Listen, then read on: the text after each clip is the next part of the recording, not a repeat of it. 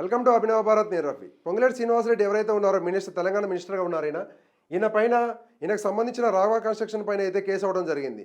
ఎవరైతే ఇతని కొడుకు హర్షారెడ్డి ఉన్నాడో ఇతని పేరు చెప్పుకొని కొంతమంది భూ కబ్జా చేశారని వాళ్ళు కంప్లైంట్ ఇవ్వడం జరిగింది. అసలు ఇది ఎలా జరిగింది, ఈ సినారీ ఎలా జరిగింది అయితే తెలుసుకునే ప్రయత్నం చేద్దాం. చూడండి, అంటే వాస్తవాన్ని చూసుకుంటే వట్టినాగులపల్లి ఏదైతే ఉందో రంగారెడ్డి జిల్లాలో అక్కడ ఎకరం వచ్చేసి 100 కోట్ల వాల్యూ ఉంది. అంటే 100 కోట్లు, ఒక ఎకరం 100 కోట్లు అంటే అక్కడ 3 ఎకరాల భూమి ఉంది. 3 ఎకరాల భూమి కబ్జా చేసే ప్రయత్నం చేశారని అయితే ఆరోపణలు ఉన్నాయి.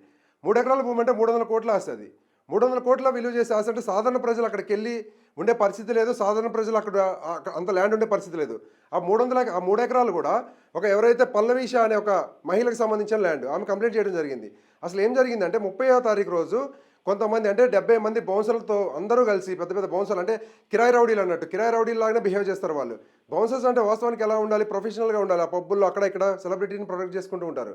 కానీ ఇప్పుడు ఏం జరుగుతుందంటే వాళ్ళు ఎలా వినియోగిస్తున్నారంటే కబ్జాలు చేయడానికి, రౌడీజానికి ఉపయోగిస్తున్నారు. 70 మంది బౌన్సర్లు తీసుకొని అయితే జేసీబీలు 4 తీసుకొని ఒక 3 ఎకరాలు ఏదైతే ఉందో వట్టినాగులపల్లి దగ్గర అక్కడికి వెళ్ళి అక్కడ ఉన్న ఏదైతే గోశాల మొత్తాన్ని కూల్చేసిన తర్వాత అక్కడ ఎవరైతే ఉన్నారో ఆ సిబ్బంది, వాళ్ళకి ఆ ల్యాండ్కి సంబంధించిన సిబ్బంది ఆ పల్లె విషయానికి సంబంధించిన మనుషులపైన కూడా అటాక్ చేసి వాళ్ళు నిర్బంధించారంట. నిర్బంధించి వాళ్ళని కొట్టి అక్కడ దాన్ని ఆక్యుపై చేసే ప్రయత్నం చేశారు. ఈమె పోలీస్ స్టేషన్ చుట్టూ తిరిగినా సరే, గచ్చిబౌలి పోలీస్ స్టేషన్ చుట్టూ ఎక్కడ కూడా ఆమెకు ఫలితం దక్కపోవడంతో వాళ్ళు ఎట్లాగా 3 ఎకరాలు అక్కడ 300 కోట్లు వస్తుంటే వాళ్ళు కూడా పెద్ద స్థాయి మనుషులు అయి ఉంటారు. వాళ్ళు ఏం చేశారు, వాళ్ళు వచ్చేసి సిపికి కంప్లైంట్ చేయడం జరిగింది. సిపి సీరియస్గా తీసుకున్నాడు. చిన్న స్థాయి ఇప్పుడు డిఎస్పీలు కానీ, సిఐ కానీ, ఎస్ఐలు కానీ వీళ్ళు ఏం చేస్తారంటే పొంగులేటి మనుషులు అనగానే వాళ్ళు వెనక్కి వెళ్ళిపోతారు. కంప్లైంట్ ఇచ్చినా తీసుకోరు వాళ్ళు. కాబట్టి వాళ్ళు కూడా పెద్ద స్థాయిలో 300 కోట్ల రూపాయల భూమి అంటే అక్కడ కూడా పెద్ద స్థాయి వ్యక్తులే ఉంటారు. కాబట్టి వాళ్ళు పెద్ద స్థాయి అధికారులు కలవడం వల్ల ఐపీఎస్ ఆఫీసర్ని వాళ్ళు కంప్లైంట్ చేయమని అయితే ప్రెజర్ చేయడం జరిగింది. అయితే చివరి వరకు కూడా వీళ్ళు కంప్లైంట్ చేసి వాళ్ళు కూడా ఏమని కంప్లైంట్ చేయమన్నారంటే అక్కడికి వచ్చిన 70 మంది బౌన్సర్లు కూడా అటాక్ చేసి మమ్మల్ని కొట్టి తర్వాత ఏదైతే అక్కడ వాళ్ళకి సంబంధించిన ప్రహరీ గోడ ఉందో ప్రహరీ గోడను కూల్చేసి అక్కడ గోశాలను కూడా కూల్చేసి వాళ్ళు భయభ్రాంతులు గురి చేయడం అయితే జరిగింది. అంతేకాకుండా దాన్ని కబ్జా చేసే ప్రయత్నం జరిగింది. అక్కడ జిల్లాకు సంబంధించిన ఇంజక్షన్ ఆర్డర్ ఉంది, తర్వాత హైకోర్టు ఇచ్చిన ఇంజక్షన్ ఆర్డర్ ఉందని చెప్పినా సరే అక్కడికి గుండాలుగా ఎవరైతే వెళ్ళారో 70 మంది బౌన్సర్లు వీళ్ళు కూడా ఏమని చెప్తున్నారంటే మేము పొంగులేటి శ్రీనివాసరెడ్డి మనుషులు, మమ్మల్ని పొంగులేటి శ్రీనివాసరెడ్డి పంపించిండు, హర్షారెడ్డి పంపించింది చెప్పడం జరిగింది. వీళ్ళంతా కూడా రాఘవ కన్స్ట్రక్షన్ సంబంధించిన కొంతమంది మనుషులు కూడా దాంట్లో ఉన్నట్లు సమాచారం. అయితే వీళ్ళందరూ అక్కడికి వెళ్ళిన తర్వాత వాళ్ళు వీళ్ళ మీద కంప్లైంట్ ఇవ్వాలి కదా. వీళ్ళు కంప్లైంట్ ఇవ్వడానికి వచ్చినప్పుడు పలానా పొంగులేటి శ్రీనివాసరెడ్డి మినిస్టర్ ఎవరైతే ఉన్నారో అతని మనుషులను చెప్పుకొని వచ్చి మా మీద అటాక్ చేశారని చెప్పేసి వీళ్ళు కంప్లైంట్ ఇవ్వడం జరిగింది.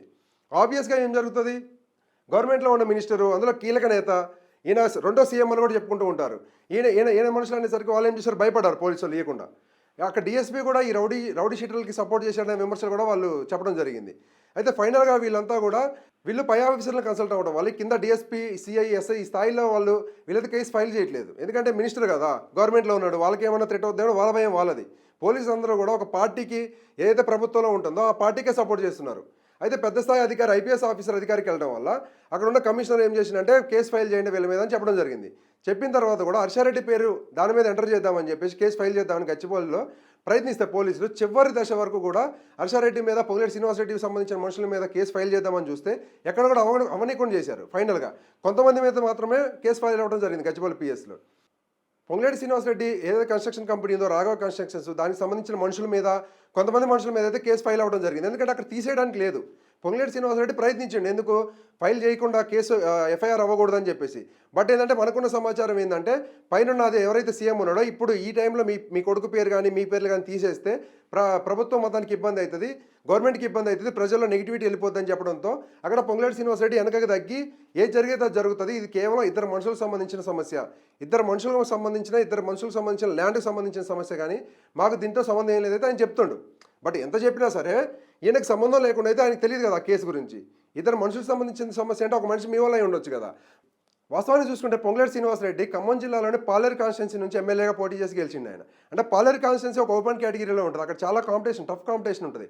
అయినా కానీ అక్కడ నుంచి గెలిచిండు. అంటే ఈయన 2014లో ఎంపీగా పోటీ చేసి గెలిచిండు వైఎస్ఆర్సీపీ నుంచి, ఏది తెలంగాణ డివైడ్ అయిన తర్వాత. అప్పటి నుంచి కూడా ప్రజల మద్దతుతో ప్రజల్లో ఉన్నాడు. ఏదైతే బీఆర్ఎస్ ప్రభుత్వం ఉందో బీఆర్ఎస్ ప్రభుత్వంలో కూడా ఈయన అలాంటి పదవులు స్వీకరించలేదు, వాళ్ళు కూడా ఇయ్యలేదు. కానీ ఈయన నిలకడగా ఉండి ప్రజల మధ్యలో ఉండి ప్రజల ఆదరణ పొందిన వ్యక్తి ఈయన. అప్పటి నుంచి కూడా మొన్న ఏదైతే 2023లో ఎలక్షన్స్ జరిగినాయో కాంగ్రెస్ పార్టీ ప్రభుత్వాన్ని స్థాపించింది, ప్రభుత్వాన్ని ఏర్పాటు చేసింది అంటే తెలంగాణలో కేవలం దానికి ఉన్న ఏకైక వ్యక్తి ఒకటి రేవంత్ రెడ్డి అయితే, రెండో వ్యక్తి వచ్చేసి పొంగులేటి శ్రీనివాసరెడ్డి అని చెప్తారు. ఎందుకు అంటే ఈయన ఎవరి పేరు చెప్తే, ఏ ఎమ్మెల్యే పేరు చెప్తే ఆ ఎమ్మెల్యేకి అయితే కళ్ళు మూసుకుని ఓట్లేశారు 2023లో ప్రజలు. ఖమ్మం జిల్లా ప్రజల మొత్తం కూడా ఈయనకి అంత సపోర్ట్ చేస్తారు. వాస్తవాన్ని చూసుకుంటే ఆయన ఖమ్మంలో కూడా ఎలాంటి వ్యతిరేకత లేదు. అక్కడ ప్రజల్లో కూడా పాజిటివ్ ఒపీనియన్ ఉంది. సర్వేలు చేసినప్పుడు మేము గ్రౌండ్లో పనిచేసినప్పుడు కూడా పొంగులేటి శ్రీనివాసరెడ్డి అంటే ఒక మంచి వ్యక్తి, ఆయన ఇలాంటి కబ్జాల జోలికి వెళ్ళడు, ఎలాంటి ఫ్రాడ్ చేయడు, ఎవరైనా ఫ్రాడ్ చేస్తున్నా ఎంకరేజ్ చేయడానికి ఇలాంటి అభిప్రాయం ప్రజల్లో ఉంది. కానీ ఏదైతే పదవి వచ్చిన తర్వాత చూసుకుంటే మొన్నటి వరకు అభిప్రాయం ఉంది. ఎప్పుడైతే గవర్నమెంట్లోకి వచ్చి మినిస్టర్ అయిపోయిందో అప్పటి నుంచి కూడా ఆయన మీద వ్యతిరేకత స్టార్ట్ అయింది. అంటే ఈయన డైరెక్ట్గా ఎక్కడ ఇన్వాల్వ్ అయినట్టు లేదు. ఈయనకు సంబంధించిన మనుషులు వెళ్ళి అక్కడికి వెళ్ళి కబ్జాలు చేయటం, వాళ్ళు ఈయన పేరు యూజ్ చేయటం, ఈయన పేరు అయితే బదనాం అవుతుంది. అంటే ఈయన వాస్తవాన్ని చూసుకుంటే అక్కడ కొంతమందిని పొంగులేటి శ్రీనివాసరెడ్డి పక్కన తిరిగే కొంతమంది వ్యక్తులు అడిగినప్పుడు కూడా వాళ్ళు ఏం చెప్తారంటే, సార్ ఇలాంటి ఎంకరేజ్ చేయరు, సార్ ఎలాంటి ఏదైనా ఫ్రాడ్, ఏదైనా కేసులు, ఇల్లీగల్ కేసులు, కబ్జాలు, సెటిల్మెంట్లు ఉంటే ఎంకరేజ్ చేయరు, ఆడికి అసలు తీసుకురానిరు ఆ కేసులు అయితే చెప్తూ ఉంటారు. కానీ వాస్తవానికి అక్కడ జరిగేది అది ఉంది. కానీ ఇక్కడ చూసుకుంటే మాత్రం ఈయన పేరు మీద 300 కోట్ల రూపాయల స్కామ్ అయితే కబ్జా చేద్దాం అయితే ప్రయత్నించారు. ఈయన పేరు చెప్తున్నారు, ఈయన కొడుకు పేరు చెప్తున్నారు, హర్షారెడ్డి పేరు మీద. అలాగే నేను కన్స్ట్రక్షన్ కంపెనీ ఏదైతే ఉందో రాఘవ కన్స్ట్రక్షన్స్ ఆ పేరు చెప్తున్నారు. అంటే మొత్తం పొంగులేటి శ్రీనివాసరెడ్డి కావాలనే బదనాం చేస్తున్నారా, లేదంటే శ్రీనివాసరెడ్డికి తెలిసే జరుగుతుంది ఇదంతా? 300 కోట్ల రూపాయలు అంటే నార్మల్ విషయం కాదు అది, 3 ఎకరాలంటే. అంటే వాస్తవాన్ని చూసుకుంటే ఆ 3 ఎకరాల్లో ఏదైతే కబ్జా చేయడానికి ప్రయత్నించారో దాని పక్కనే హర్షారెడ్డి అయితే ఒక భూమి తీసుకొని అక్కడ కన్స్ట్రక్షన్ చేద్దాం, బిల్డింగ్లు కడదామని ప్లాన్ చేస్తుండంట, ఏది రాఘవ కన్స్ట్రక్షన్ పేరుతో. అలా కన్స్ట్రక్షన్ చేయడానికి ఆయనకి అక్కడ ఉన్న ప్లేస్ సరిపోక పక్కన ఉన్న 3 ఎకరాలు కూడా వీళ్ళు తీసుకొని వీళ్ళే కట్టాలి, కన్స్ట్రక్షన్ పెద్దగా చేయాలనేది ఆలోచన ఉందైతే అక్కడ వాళ్ళ ప్రజలు ఆరోపిస్తున్నారు. అంటే ఇక్కడ మొత్తానికి సినారియో చూసుకుంటే శ్రీనివాసరెడ్డి గారు ఏదైతే ఉన్నారో, పొంగులేటి శ్రీనివాసరెడ్డి ఎవరైతే ఉన్నారో, ఈయన వాస్తవానికి ఈయన రియాలిటీలోకి వెళ్తే అక్కడ ఉన్న ప్రజల్ని కానీ కొంతమందిని ఎవరైతే ఈయన పక్కన తిరిగే వాళ్ళకి అనుకున్నట్లయితే ఈయనకి మంచి పేరు ఉంది. కానీ వెనకాల బ్యాక్గ్రౌండ్లో చూసుకుంటే మాత్రం ఇవన్నీ జరుగుతూ ఉన్నాయి. అంటే అధికారంలో రాకముందు మంచి పేరు ఉన్న అతనికి అధికారంలో వచ్చిన తర్వాత ఎందుకు ఇలాంటి పేర్లు వస్తున్నాయి? ఈయన చేస్తున్నాడా, ఈయనకు తెలిసే జరుగుతుందా, తెలియకుండా జరుగుతుందా?